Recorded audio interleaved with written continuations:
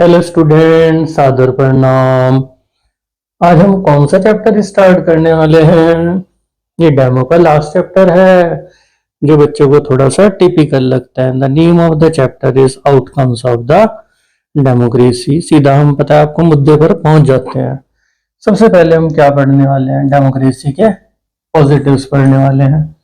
Democracy आपको equality देती है। कैसे देगी? Because everybody is having one vote and one value disregarding the status. Democracy आपको डिग्निटी देती है। Everybody is equal in the eyes of law. कानून की नजरों में आप इक्वल हैं। डिसीजन अच्छे आते हैं because there is parliament, discussions, debates are there, find out the positives and negative. Negative आराम से सेटल हो जाते हैं due to parliament and the judiciary. और आप अपनी गलतियों को सही कर सकते हैं because the elections are held after every few years और in our country after 5 years. थोड़ा सा अब टिपिकल काम शुरू हो जाएगा। वो क्वेश्चन करेंगे, क्या आपकी उम्मीदें पूरी हो रही हैं डेमोक्रेसी से? जब लोगों से बात की जाएगी तो लोग सपोर्ट करेंगे डेमोक्रेसी को। ना वो मोनार्ची पसंद करते हैं ना मिलिट्री, लेकिन फिर भी देखिए वो डेमोक्रेसी से सेटिस्फाइड नहीं है। मतलब बात देखिए कितनी गहरी है। पसंद डेमोक्रेसी है, सेटिस्फाइड नहीं है। तो एक डिलेमा हमारे सामने उत्पन्न होता है। Dilemma means confusion. क्या डेमोक्रेसी बस प्रिंसिपल्स में ही अच्छी है या फिर वो प्रैक्टिस में अच्छी नहीं है? तो अब क्या वो डिलेमा आया, तो हम किसके बारे में सोचने लगेंगे? डेमोक्रेसी के रिजल्ट या आउटकम्स के बारे में। क्वेश्चन आता है कि क्या डेमोक्रेसी के लिए हमारे पास खाली मॉरल रीजंस हैं, मॉरल एथिक्स पर बेस्ड होती है, नैतिक मूल्य, या हमारे पास कुछ प्रूडेंशियल रीजंस भी हैं? बहुत गहराई से समझना कि मतलब एक चीज, जैसे आपने उसूल बना दिया, बोर्ड के पेपर आ गए, अब आज से 10 घंटे पढ़ाई, पालन हो रहा है या नहीं, ये इंपॉर्टेंट है। तो हम थोड़ी सी प्रूडेंशियल रीजन ढूंढते हैं। 100 से भी ज्यादा देशों में हमें क्या मिलती है? डेमोक्रेसी। पहला पॉइंट, बहुत सारे देशों में कॉन्स्टिट्यूशन है, इलेक्शंस होते हैं, पार्टीज हैं, लोगों को राइट्स मिलते हैं। ये किसके फीचर्स हैं? डेमोक्रेसी के। लेकिन फिर भी हमें ये डेमोक्रेसीज एक दूसरे से अलग लगती हैं। सोशली अलग लगती हैं, इकोनॉमिकली अलग लगती हैं, कल्चरली अलग लगती हैं। दूसरी बात, तीसरी सॉरी, जो एक डेमोक्रेसी ने अचीव किया वो दूसरी डेमोक्रेसी ने शायद अचीव ना किया हो। तो हमारी उम्मीदें हैं क्यों? बात पे ध्यान दीजिएगा, क्योंकि डेमोक्रेसी क्या है? डेमोक्रेसी उम्मीद करना सिखाती है। यानी एटलीस्ट उसूलों में बहुत अच्छी चीज है डेमोक्रेसी। अब हमारा जब थोड़ा सा फैसिनेशन बढ़ा तो हमें क्या लगने लगा कि हमारी सारी प्रॉब्लम्स का सोल्यूशन किसके पास है? डेमोक्रेसी। अगर हमारी कुछ उम्मीदें पूरी नहीं होती हैं, किसको ब्लेम कर दो? डेमोक्रेसी। और जब डेमोक्रेसी में उम्मीद पूरी नहीं होगी फिर शक शुरू हो जाएगा, भाई डेमोक्रेसी है भी या नहीं। तो पहला स्टेप जब आपको पढ़ना है तो ये सोचना है कि डेमोक्रेसी क्या है? It is just form of the government, सिर्फ सरकार का एक साधन, तरीका है।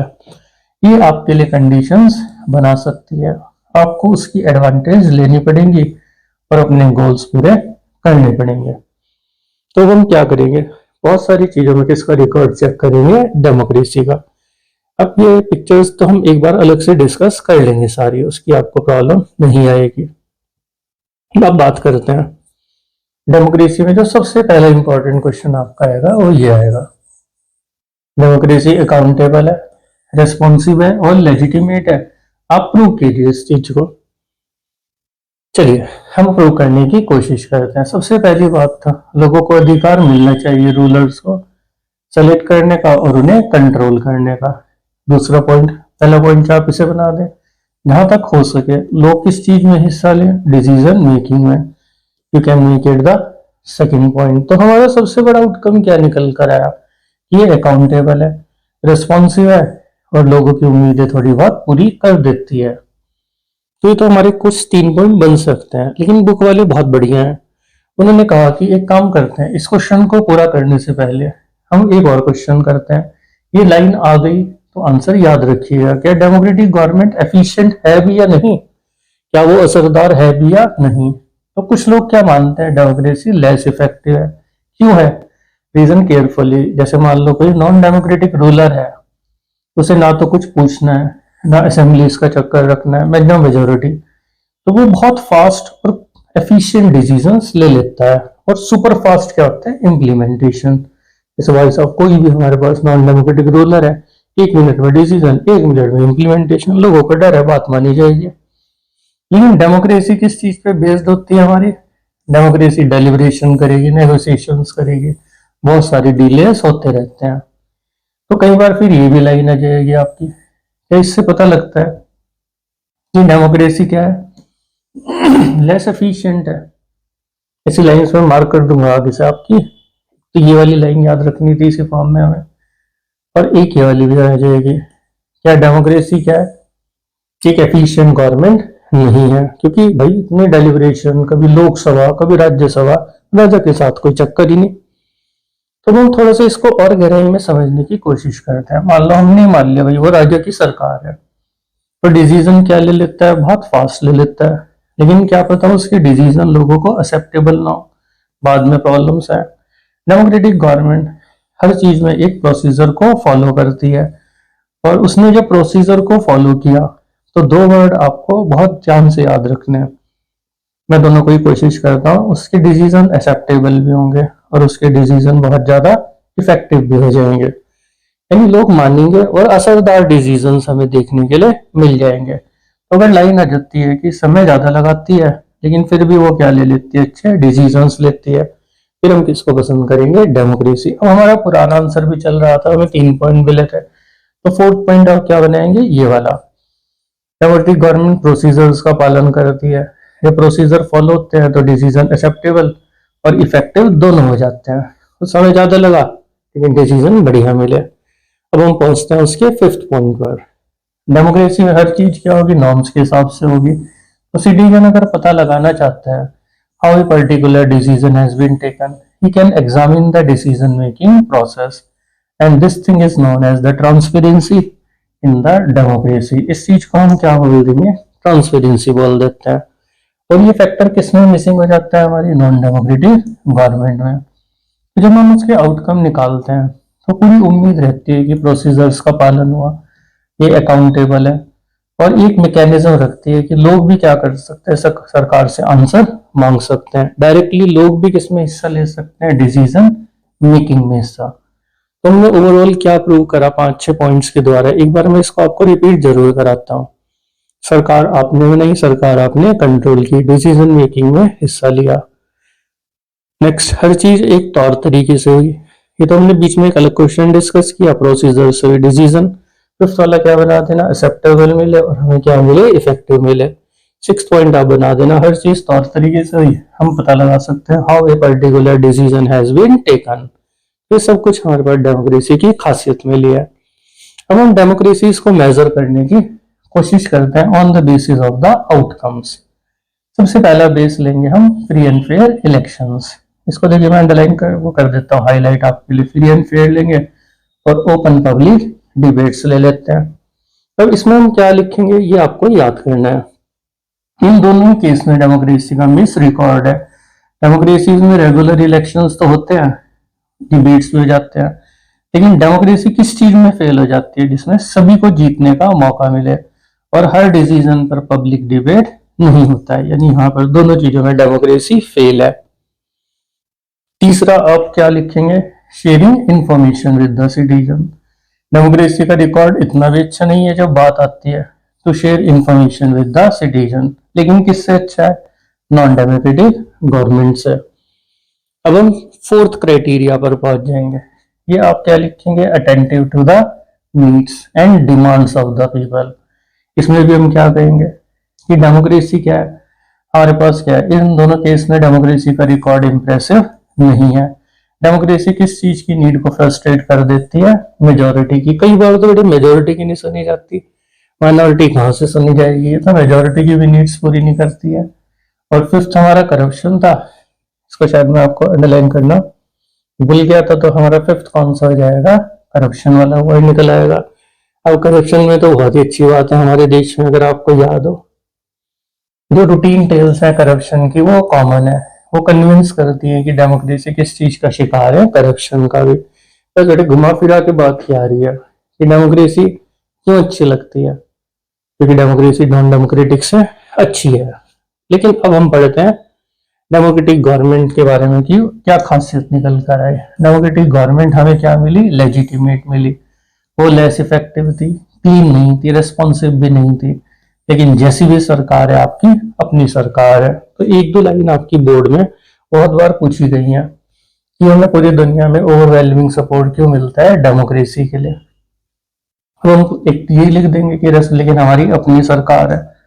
दूसरी बात, जो डेमोक्रेसी का सपोर्ट है वो किन देशों में भी देखने के लिए मिलता है हमारे पास जहां पर डेमोक्रेसी नहीं है। तीसरी बात, लोग चाहते हैं कि उनके ऊपर कौन रूल करे? उनके रिप्रेजेंटेटिव्स रूल करें। और उनको लगता है कि डेमोक्रेसी उनके देश के लिए सुटेबल है। तो सबसे अच्छा आउटकम निकल कर क्या आ रहा है डेमोक्रेसी का? डेमोक्रेसी के अंदर एक एबिलिटी है कि वो अपना सपोर्ट खुद गैदर कर सकती है, which is the best outcome that can never be ignored. तो हमने 5 चीजें ली। फ्री एंड फेयर इलेक्शन में डेमोक्रेसी फेल हुई, ओपन पब्लिक डिबेट्स में डेमोक्रेसी फेल हुई, शेयरिंग इंफॉर्मेशन में भी फेल हुई, अटेंटिव टू नीड्स में भी फेल हुई, करप्शन में भी। लेकिन फिर भी हमने क्या प्रूव कर दिया कि पूरी दुनिया में सबसे ज्यादा अच्छी चीज कौन सी लगती है? डेमोक्रेसी, क्योंकि ये हमारी अपनी सरकार है। नॉन डेमोक्रेटिक देश भी किसको सपोर्ट कर रहे हैं? डेमोक्रेसी। लोग चाहते हैं रिप्रेजेंटेटिव रूल करें, उन्हें डेमोक्रेसी सुटेबल लगती है। यानी ये अपना सपोर्ट खुद ही गैदर कर रही है। आगे बढ़ते हैं तो ये हम आगे हमारे देखो कितने देशों में अगर आप देखेंगे डेमोक्रेसी को ज्यादातर मेजोरिटी पसंद कर रही है। कुछ को डिक्टेटरशिप पसंद है, वो कम है। कोई फर्क ही नहीं पड़ता हमारी तरफ, क्या फर्क पड़ रहा है, जिन्हें तो अपनी जिंदगी है। अब हम डेमोक्रेसी का आउटकम चेक करेंगे इकोनॉमिक ग्रोथ और डेवलपमेंट के हिसाब से। इसमें हम क्या करेंगे? देखिए पहला पॉइंट, हम पहले 50 साल का रिकॉर्ड उठा लेंगे। एक डेमोक्रेसी ले लेंगे, पूरी दुनिया की वो सारी डिक्टेटरशिप। डिक्टेटरशिप ज्यादा पैसा कमा कर देता है। तो अब क्या होगा? ये लाइन आपसे पूछी जा सकती है कि डेमोक्रेसी की इनएबिलिटी है कि वो पैसा नहीं कमाती। अब हम डर जाएंगे, डरना मत। लेकिन अब हम क्या बात करेंगे? इससे थोड़ी हम डेमोक्रेसी को रिजेक्ट कर देंगे। इको में क्या पड़ा है? पैसा ही सब कुछ नहीं होता है। तो हम डेमोक्रेसी में 4 चीजों को चेक करेंगे। डेवलपमेंट किस चीज पे डिपेंड करता है? एक तो देश की जनसंख्या कितनी है, जो बहुत ज्यादा है हमारे देश में। ग्लोबल सिचुएशन कैसी है, हमें कॉपरेशन मिल पा रहा है नहीं, हमारी इकोनॉमिक प्रायोरिटीज क्या क्या है। तो एक तरीके से ये 4 चीजें हमने चेक करके अंडरलाइन करके याद कर लीजिएगा। लेकिन फिर हमने दुनिया के सारे गरीब देशों में डेमोक्रेसी और डिक्टेटरशिप का रिकॉर्ड उठाया इकोनॉमिकली, तो उनके बीच का डिफरेंस नेग्लिजिबल है। तो हमने लाइन क्या प्रूव कर दी कि डेमोक्रेसी गारंटी नहीं है डेवलपमेंट की, लेकिन डेमोक्रेसी फिर भी ज्यादा पीछे नहीं रहती है। तो जब हम बहुत कम डिफरेंस देखते हैं तो फिर हम किसको पसंद करना शुरू कर देंगे? डेमोक्रेसी। एक बार अगर आप देखना चाहें तो आप देख भी सकते हैं, पूरी दुनिया में एक टेबल आएगी हमारे पास, उससे हमें क्या मिल जाएंगे? थोड़े से डिफरेंसेस क्लियर हो जाएंगे। देखिए ये सारी डेमोक्रेसीज हैं, सारी डिक्टेटरशिप, बढ़िया डिफरेंस है। लेकिन जब बात करते हैं गरीब देशों की तो देखिए कितना जरा सा डिफरेंस है, 4.3 फॉर 4.28।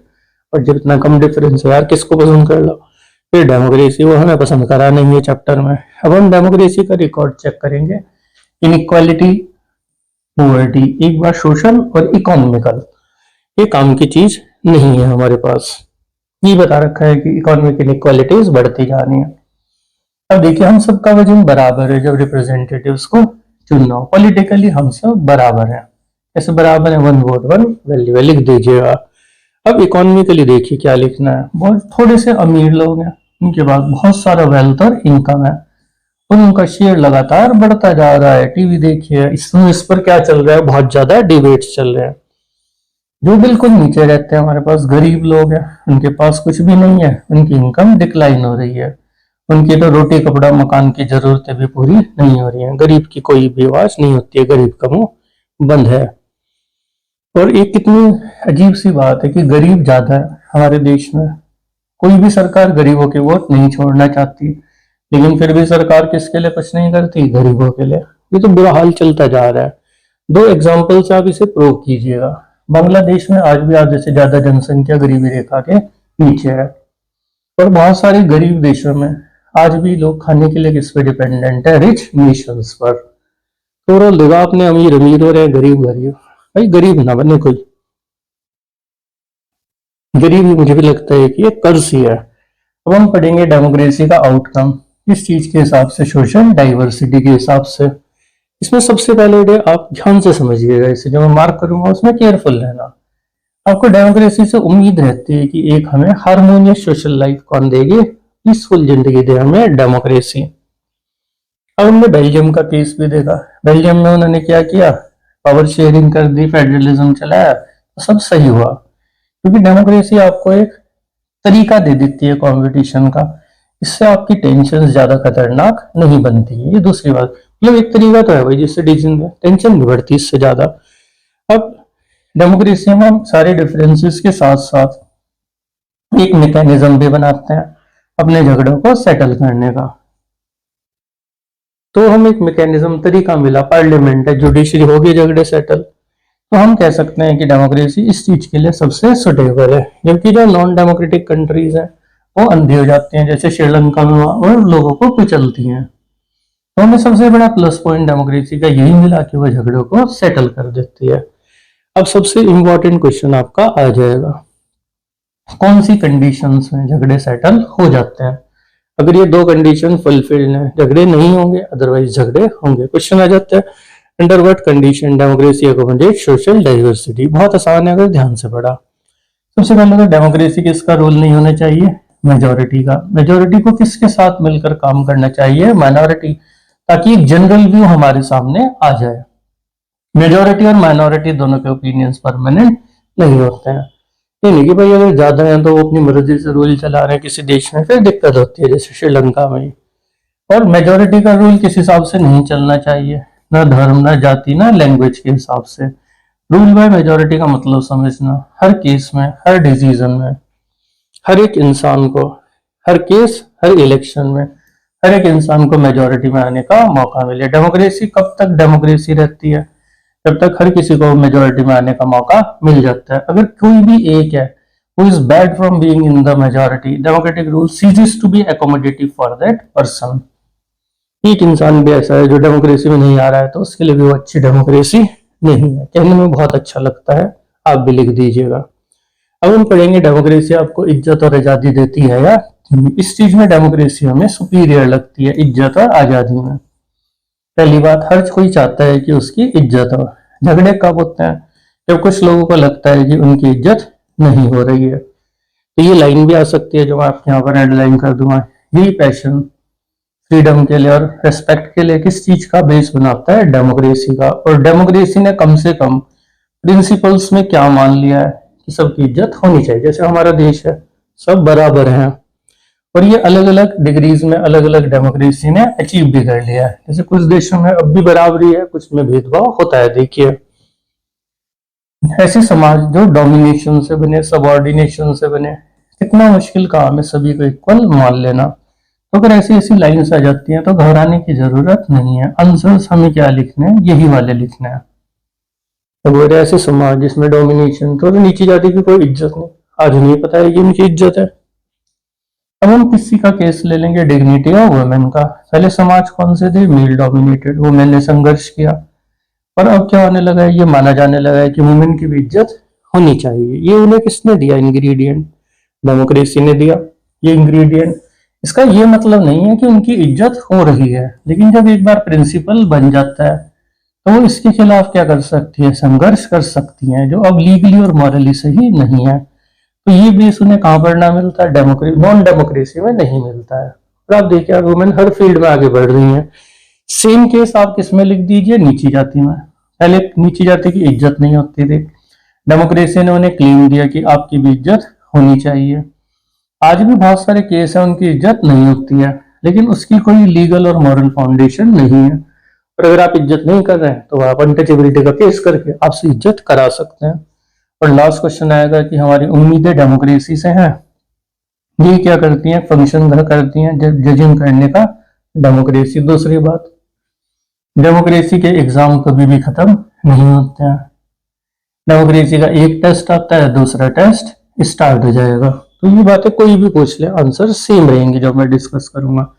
जब लोगों को डेमोक्रेसी से एक बेनिफिट मिलता है, वो ज्यादा मांगते हैं, उसे बेटर बनाना चाहते हैं। जब हम लोगों से पूछते हैं कि डेमोक्रेसी कैसा काम कर रही है, तो पेरेंट्स की तरह उनके पास भी उम्मीदें और कंप्लेंट्स होती हैं। जैसे आपसे भी पूछूं मैं, सरकार कैसा काम कर रही है, आपकी बहुत उम्मीदें होंगी, बहुत कंप्लेंट्स होंगे। अब इम्पोर्टेंट लाइन आ जाएगी, ये ध्यान से समझना। अगर लोग कंप्लेन कर रहे हैं तो डेमोक्रेसी सफल हो गई है। इसका मतलब अब लोगों में जागरूकता आ गई है। क्रिटिकली वो किसको देखने लगे हैं, पावर होल्डर्स को, हाई एंड माइटी को। मीन्स बेटे जो हमारे ऊपर रूल कर रहा है, अब आप उसकी ही बुराई कर सकते हैं। ये पावर आपको किसने दी? डेमोक्रेसी ने। और एक पब्लिक डिसैटिस्फैक्शन क्या दिखाता है कि डेमोक्रेसी सफल हुई है। अब आप किसमें बदल चुके हैं? लोगों से सिटीजन्स में बदल चुके हैं। सब्जेक्ट नहीं है, कोई चीज नहीं है जैसे रॉयल एक्ट उठाया जेल में डाल दिया। अब लोग मानने लगे हैं कि उनके वोट से फर्क पड़ता है और उससे सरकार पे और उनके इंटरेस्ट पे भी फर्क पड़ता है। ये काफी मुश्किल चैप्टर था, मैंने आपको लैंग्वेज समझाया। उम्मीद है कि आपको क्लियर हुआ होगा। Thank you very much.